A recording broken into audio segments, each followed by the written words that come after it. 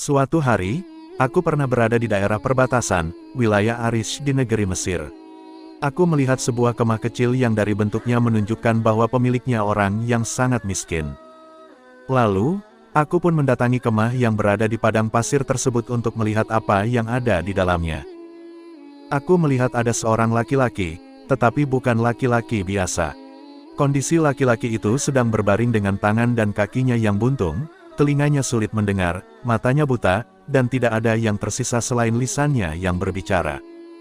Dari lisannya, orang tersebut mengucapkan, "Ya Allah, berilah aku ilham untuk tetap mensyukuri nikmat-Mu yang telah Engkau anugerahkan kepadaku.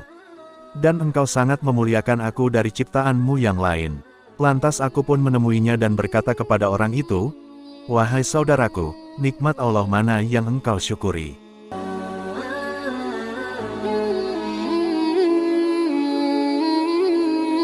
Assalamualaikum warahmatullahi wabarakatuh. Kembali lagi di channel FM Official, jangan lupa like dan subscribe. Kali ini kami akan membahas kisah Abu Kilabah yang selalu bersyukur dan sabar dalam setiap keadaan. Abu Kilabah termasuk sahabat Nabi yang banyak meriwayatkan hadits. Salah satu hadits yang diriwayatkan Abu Kilabah adalah hadits tentang Dajjal. Dari Abu Kilabah dan seorang sahabat Nabi bahwa Rasulullah bersabda, "Dajjal akan mengatakan, 'Aku adalah Tuhan kalian.' Maka barang siapa yang mengatakan kamu bukan Tuhanku, melainkan Allah Tuhanku, kepadanyalah kami bertawakal dan kembali serta berlindung dari kejahatanmu." Dajjal tidak akan mempunyai kekuatan terhadapnya. Hadis riwayat Ahmad. Abu Kilabah adalah seorang sahabat Nabi yang dikenal selalu bersyukur. Nama lengkapnya, yaitu Abdullah bin Said al-Jarmi. Beliau termasuk seorang perawi yang banyak meriwayatkan hadits dari Anas bin Malik. Mengutip dari buku Kearifan Islam karya Maulana Wahiduddin Khan, Abu Kilabah berasal dari kota Basrah dan wafat di Syam pada tahun 104 Hijriah. Ia juga merupakan seorang yang masyhur sebagai ahli ibadah dan zuhud. Sosok Abu Kilabah memiliki kepribadian selalu bersyukur terhadap rahmat Allah dan selalu haus akan ilmu. Suatu hari, Abu Kilabah pernah ditanya, "Siapakah orang yang paling kaya?" Kemudian ia menjawab, "Orang yang paling kaya adalah orang yang bersyukur atas apa yang diberikan Allah kepadanya." "Lalu siapakah orang yang paling berilmu?" tanya seseorang itu lagi. Abu Kilabah menjawab, "Orang yang selalu meningkatkan pengetahuannya melalui pemberian itu."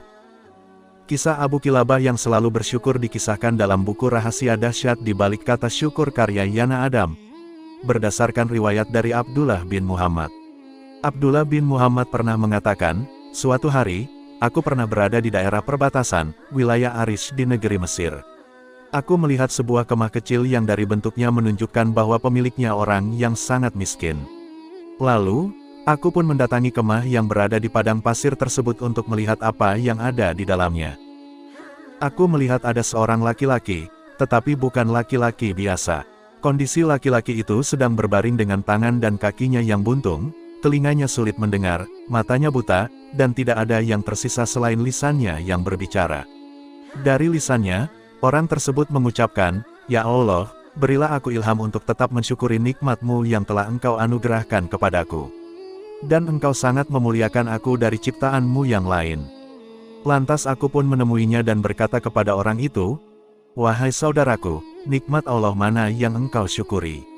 Sang laki-laki pemilik kemah menjawab, "Wahai saudara, diamlah.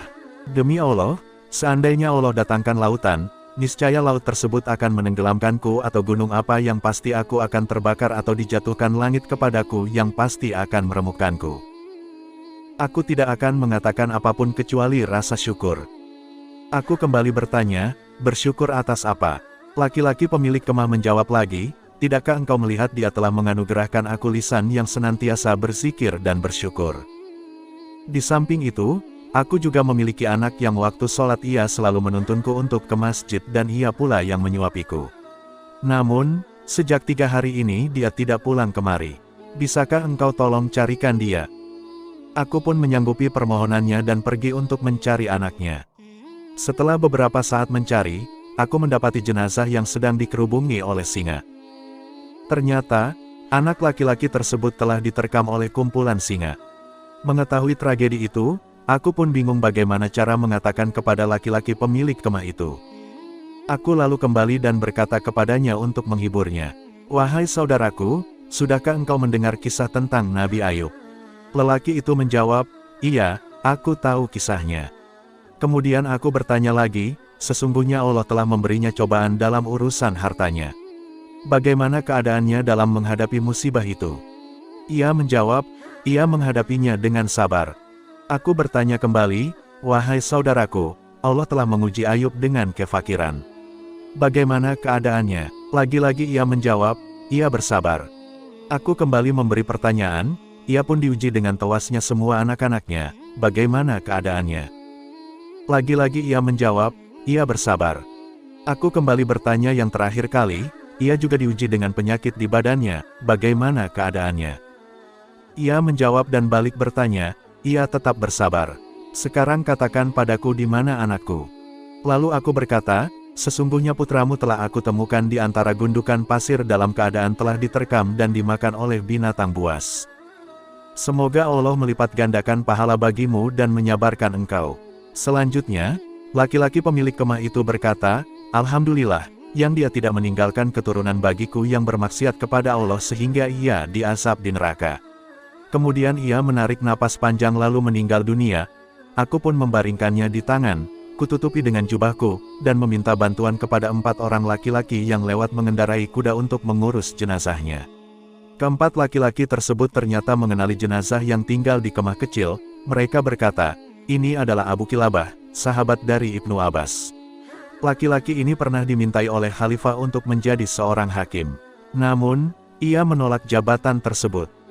Dikatakan dalam riwayat lain, Abu Kilabah merupakan sahabat terakhir Rasulullah terakhir pada masa itu sehingga khalifah ingin menjadikannya seorang hakim.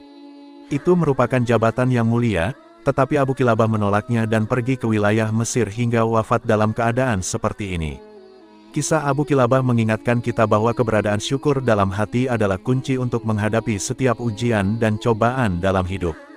Dengan bersyukur, kita akan merasakan kedamaian dan kebahagiaan yang sejati, meskipun di tengah badai kehidupan yang melanda. Wallahu alam.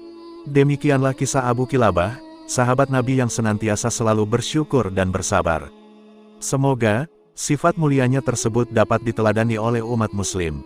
Mohon maaf atas segala khilafan tutur kata, semoga bermanfaat. Wassalamualaikum.